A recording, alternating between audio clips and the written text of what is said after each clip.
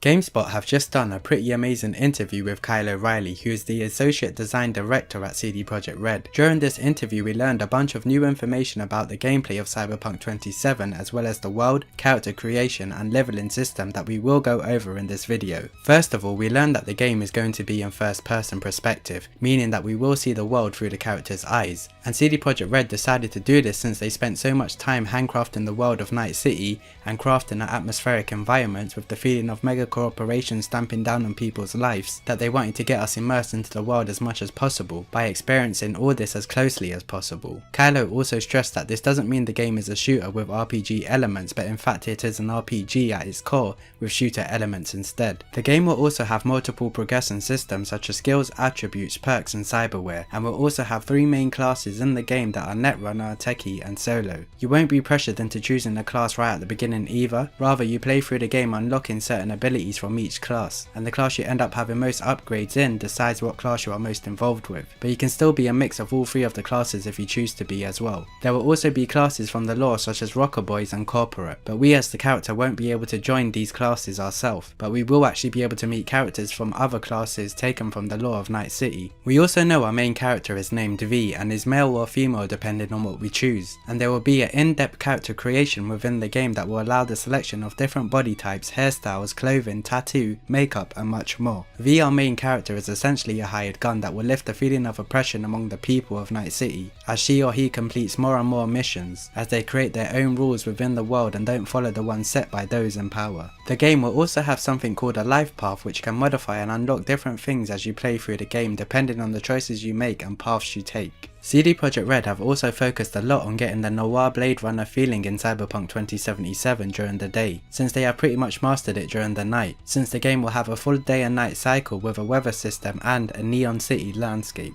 Cyberpunk will also see a few characters make an appearance from Cyberpunk 2020, as CD Projekt Red used 2020 as a rulebook when making 2077. Moving over to combat, we will have gun combat as well as melee combat, and there will be 3 main types of weapon within the game, with the first being power, which is your standard hit and impact weapon, tech weapons that will be used to penetrate walls, objects as well as NPCs, and lastly smart weapons that will track and follow targets, meaning you can attack from the shadows. Kylo Riley also stated that the deep questing systems were taken from The Witcher 3 and have been improved and implemented into Cyberpunk 2077, meaning player choice will be important in this game since our actions will have cause and effect on our story, world and people around us. The same has also been done for melee combat since again it has been improved from The Witcher 3 and implemented into Cyberpunk, with the difference being that this time it is in first person. The story of Cyberpunk 2077 is also not focused on trying to save the world, but is more about personal stories of those within the world, and V herself. We also learn that the game will have so much more verticality than The Witcher 3, since we will be able to explore inside buildings with many different levels. There will also be places called megastructures that will contain micro-societies, that contain all sorts of vendors, gunsmiths, shops, apartment blocks, stories to uncover and missions to go on, all found in one giant building. We also know that Night City is located between Los Angeles and San Francisco, with 6 major districts, with one of them being Pacifica, that is overrun by gangs and is plagued by poverty. As for the game's XP and leveling up, Cyberpunk will have core XP that we earn from doing main missions, and street cred that we will earn from doing side missions. Street cred will unlock more vendors and fixers within the game world, as we earn more of it, with fixers also being people that give us more missions and jobs within the world itself. A couple of extra things that you may already know is that it is confirmed that we will be able to drive motorcycles and cars within the game, but nothing has been said for flying vehicles with the game as of yet, but we can expect to see flying vehicles during various set pieces of the game, and with the last thing being that both male and female characters will be voiced, and our character was given the name V due to CD Projekt Red believing that it helps create a more personal connection between the character and the player. This interview Gamespot did was absolutely incredible since we were able to learn a lot more about Cyberpunk 2077, and it has got me personally even more excited for the game. I will be doing more videos on Cyberpunk 2077 as well as The Last of Us 2 and a few other games as well, so do be sure to stick around for those. Other than that, I hope you enjoyed this one, thank you for watching, take care, and I shall catch you guys in the next one.